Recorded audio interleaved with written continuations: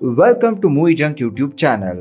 ಪ್ರಶಾಂತ್ ನೀಲ್ ಅವರ Salaar part 1 ceasefire release ಆಗಿ ಒಳ್ಳೆ ರೆಸ್ಪಾನ್ಸ್ ಪಡ್ಕೊಂತು. ಸಲಾರ್ ಪಾರ್ಟ್ 2 ಬಂದು ಶೌರ್ಯಾಂಗ ಪರ್ವಂ ಅಂತ ಹೇಳಲಾಗಿದೆ. ಶೌರ್ಯಾಂಗ ಪರ್ವಂಗೆ ಹೋಗೋಕ್ಕೂ ಮುಂಚೆ ಸಲಾರ್ ಸೀಸ್ ಫೈರ್ ನಲ್ಲಿ ಏನೆಲ್ಲ ಇತ್ತು ಅನ್ನೋದನ್ನ ನೋಡೋಣ ಬನ್ನಿ. ಸೀಸ್ ಫೈರ್ ನ ಫಸ್ಟ್ ಹಾಫ್ ಪೂರ್ತಿ ದೇವ ರಾಧಾರಾಮ ಮನ್ನಾರ್ ಗೂಂಡಾಗಳಿಂದ ಆದ್ಯಾಳನ್ನ ಸೇವ್ ಮಾಡೋದೇ ಆಗತ್ತೆ. ಸಿನಿಮಾದ ಪ್ರೀ ಇಂಟರ್ವಲ್ ನಲ್ಲಿ ಗೊತ್ತಾಗೋದು ಏನಂದ್ರೆ ಪ್ರಾಣ ಸ್ನೇಹಿತರಾಗಿದ್ದ ದೇವ ಮತ್ತು ವರದ ಬದ್ಧ ಬೈರಿಗಳಾಗಿರ್ತಾರೆ. ಸೆಕೆಂಡ್ ಹಾಫ್ ನಲ್ಲಿ ಬರೋದೇನೆಂದ್ರೆ 1127ರಲ್ಲಿ ಖಾನ್ಸಾರ್ನ ಹುಟ್ಟು. ಅಲ್ಲಿನ 3 ಮನೆತನಗಳಾದ ಮನ್ನಾರ್, ಘಣಿಯಾರ್ ಮತ್ತು ಶೌರ್ಯಾಂಗ.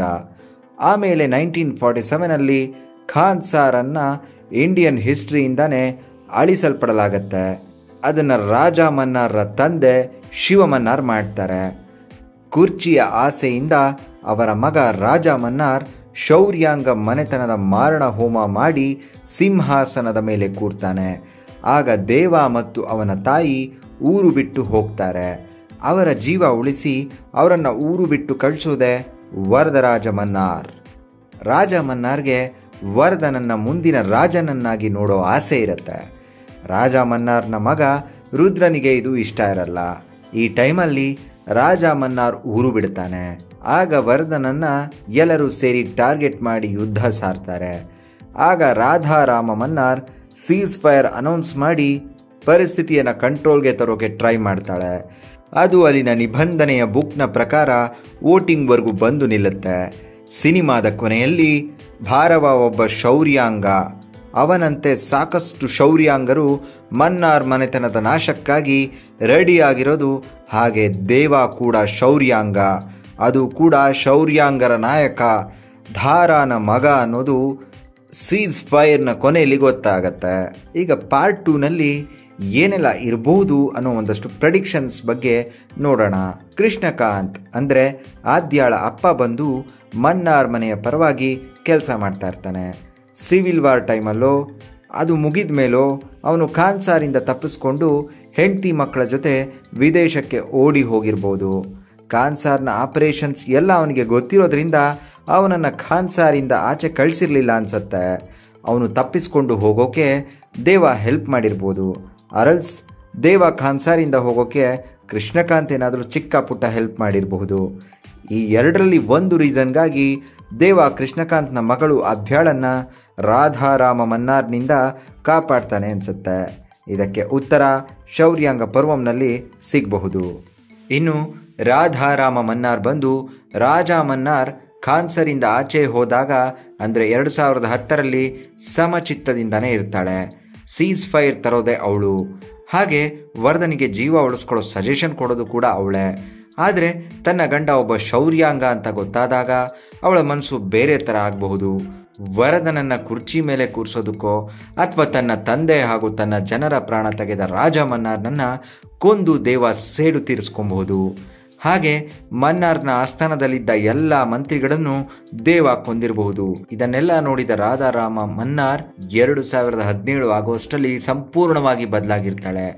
ಸೇಡಿಗಾಗಿ ಕಾತೊರಿತಾ ಇರ್ತಾಳೆ.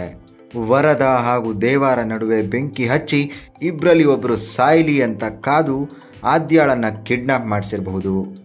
ರಾಜ ಮನ್ನಾರ್ ಸಡನ್ ಆಗಿ ಖಾನ್ಸಾರ್ನ ಬಿಟ್ಟು ಹೋಗೋದು ಯಾಕೆ? ವರದನನ್ನ ನೆಕ್ಸ್ಟ್ ರಾಜನನ್ನಾಗಿ ಮಾಡಬೇಕು ಅಂತ ಮಿನಿಸ್ಟರ್ಸ್ಗೆ ಹೇಳಿ ರಾಜ ಮನ್ನಾರ್ ಖಾನ್ಸಾರಿಂದ ಆಚೆ ಯಾಕೆ ಹೋಗ್ತಾನೆ? ಮತ್ತೆ ಕ್ರಿಟಿಕಲ್ ಸ್ಟೇಜ್ನಲ್ಲಿ ವಾಪಸ್ ಯಾಕೆ ಬರ್ತಾನೆ? ಅವನಿಗೆ ಶೌರ್ಯಾಂಗರು ಏನು ಮಾಡ್ತಾರೆ ಅನ್ನೋದು ಸೆಕೆಂಡ್ ಪಾರ್ಟ್ನಲ್ಲಿ ಬರಬಹುದು. ರಾಜ ಮನ್ನಾರ್ ತನ್ನ ಕುರ್ಚಿಗಾಗಿ ಶೌರ್ಯಾಂಗರನ್ನೆಲ್ಲ ಕೊಲ್ಸಿರ್ತಾನೆ. ಅದರಲ್ಲಿ ದೇವನ ಅಪ್ಪ ಧಾರಾನು ಕೂಡ ಇರ್ತಾನೆ. ಧಾರ ಬಂದು ಶೌರ್ಯಾಂಗರ ಧೀರ ನಾಯಕ ಆಗಿರ್ತಾನೆ. ಆ ಮಾಸೆಕರ್ ಟೈಮಲ್ಲಿ ಒಂದಷ್ಟು ಶೌರ್ಯಾಂಗರು ಬಚಾವಾಗಿ ತಮ್ಮ ಐಡೆಂಟಿಟಿಯನ್ನು ಬಚ್ಚಿಟ್ಕೊಂಡು ಭಾರವನ ಅಂಡರಲ್ಲಿ ರಾಜ ಮನ್ನಾರ್ನ ಮುಗಿಸೋಕೆ ಟ್ರೈನ್ ಆಗಿರ್ತಾರೆ. ಭಾರವ ರಾಜ ಮನ್ನಾರ್ನ ಮಗಳು ರಾಧಾರಾಮ ಮನ್ನಾರ್ನ ಮದುವೆ ಆಗಿ ಮನ್ನಾರ್ ಕುಟುಂಬದ ಇಂಟರ್ನಲ್ ಅಫೇರ್ಸ್ ಬಗ್ಗೆನೂ ತಿಳ್ಕೊಂಡಿರ್ತಾನೆ.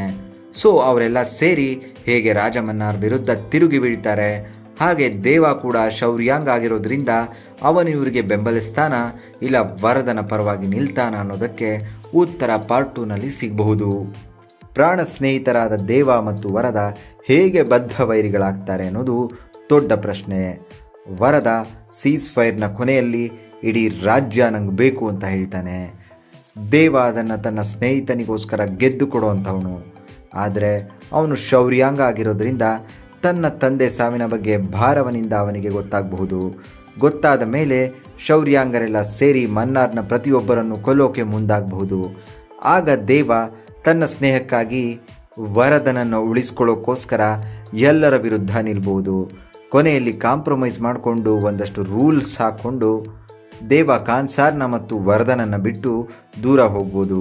ಸೊ ಇವರಿಬ್ಬರ ಫ್ರೆಂಡ್ಶಿಪ್ ಹಾಗೂ ವೈರತ್ವದ ಬಗ್ಗೆ ಸಲಾರ್ 2 ಖಂಡಿತ ಉತ್ತರ ಕೊಡುತ್ತೆ. ನಮ್ಮ ಈ ವಿಡಿಯೋ ಇಷ್ಟ ಆಗಿದ್ರೆ ನಮ್ಮ ವಿಡಿಯೋವನ್ನು ಲೈಕ್ ಮಾಡಿ, ಕಮೆಂಟ್ ಮಾಡಿ, ಶೇರ್ ಮಾಡಿ ಮತ್ತು ನಮ್ಮ ಮೂವಿ ಜಂಕ್ ಯೂಟ್ಯೂಬ್ ಚಾನಲ್ನ ಮರಿದೆ ಸಬ್ಸ್ಕ್ರೈಬ್ ಮಾಡ್ಕೊಳ್ಳಿ. ಮತ್ತಷ್ಟು ಇಂಟ್ರೆಸ್ಟಿಂಗ್ ಕಂಟೆಂಟ್ಗಳೊಂದಿಗೆ ಮತ್ತೆ ಬರ್ತೀವಿ. ಅಲ್ಲಿವರೆಗೂ ಹ್ಯಾವ್ ಎ ಗುಡ್ ಟೈಮ್.